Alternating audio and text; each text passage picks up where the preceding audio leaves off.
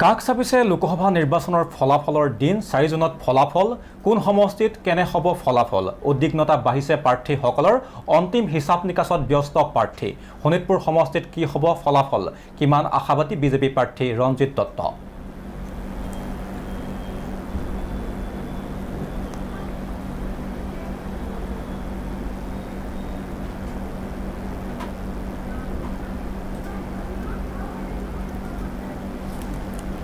আৰু অধিক জনাব বিশ্বনাথৰ পৰা আমাৰ জ্যেষ্ঠ সাংবাদিক হেমন্ত কুমাৰ হয়কে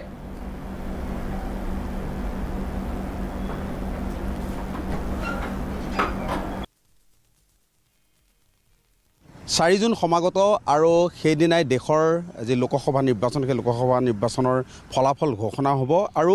শোণিতপুৰ লোকসভা সমষ্টিত কোনে সেই হাঁহি মাৰিব ডক্টৰ ৰঞ্জিত দত্ত নে প্ৰেমলাল গঞ্জুৱাই সেয়াও সেইদিনাখন স্পষ্ট হ'ব আৰু এই মুহূৰ্তত মোৰ সৈতে শোণিতপুৰৰ বিজেপি প্ৰাৰ্থী ৰঞ্জিত দত্ত ডাঙৰীয়া আছে মই তেওঁৰ সৈতে কথা পাতিবলৈ বিচাৰিম 4 জুন সমাগত ইতিমধ্যে আপোনালোকে কেনেধৰণৰ প্ৰস্তুতি চলাইছে বা আপুনি এই ইলেকশ্যনৰ পৰা বৰ্তমানলৈকে কেনেদৰে সময় কটালে এই নিৰ্বাচনৰ যিটো আমাৰ ভোট যিটো গ্ৰহণ হ'ল তাৰ পিছৰ পৰাই মই প্ৰত্যেকটো সমষ্টিতেই আমাৰ দলীয় যিসকল কাৰ্যকৰ্তা আছে তেওঁলোকৰ লগত আমি বহিছোঁ আৰু নিৰ্বাচনী আমি এটা পৰ্যালোচনা চলাইছোঁ আৰু আজি মই এতিয়া ৰাঙাপাৰা গৈ আছোঁ ৰাঙাপাৰা সমষ্টিত আমাৰ 3টা মণ্ডলৰ বৈঠক হ'ব আৰু তাত আমি নিৰ্বাচনত আমাৰ কিমান ভোট আমি পাম সেইবিলাক পৰ্যালোচনা হ'ব আৰু আগন্তুক আমাৰ কাউণ্টিঙৰ কাৰণে কাউণ্টিং এজেণ্ট দিয়া হৈছে কাউণ্টিং এজেণ্টৰ ট্ৰেইনিঙো হৈ গ'ল আৰু অহাকালি গহপুৰত হ'ব আৰু পৰহিদিনা আমি ঢেকীয়াজুলিত কৰিম আৰু বিশ্বনাথত আমি কাউণ্টিং এজেণ্টৰ আমি এটা প্ৰশিক্ষণ এটা দিয়া হ'ব এদিনীয়া কাৰ্যসূচীৰে আৰু নিৰ্বাচনৰ এতিয়া ভোট গণনা বাকী আছে ভোট গণনাৰ কাৰণে আমাৰ দলৰ সম্পূৰ্ণ প্ৰস্তুতি আছে ইতিমধ্যে কাউণ্টিং এজেণ্ট সকলোখিনি সমাপ্ত হৈছে আৰু নিৰ্বাচনৰ ভোট গণনাৰ কাৰণে আমি সাজু হৈ আছোঁ সেই দিনটোত আপুনি ক'ত থাকিব সেই দিনটোতে প্ৰথম বিশ্বনাথ চাৰিআলিত থাকিম তাৰপিছত তেজপুৰ যাম যিহেতু আমাৰ গোটেই নিৰ্বাচনৰ প্ৰক্ৰিয়াটো তেজপুৰৰ পৰা সমাপ্ত হয় গতিকে তেজপুৰত থাকিম বেছি সময় তেজপুৰত থাকিম পুৱা সেইদিনাখন ঘৰৰ পৰা কিদৰে ওলাব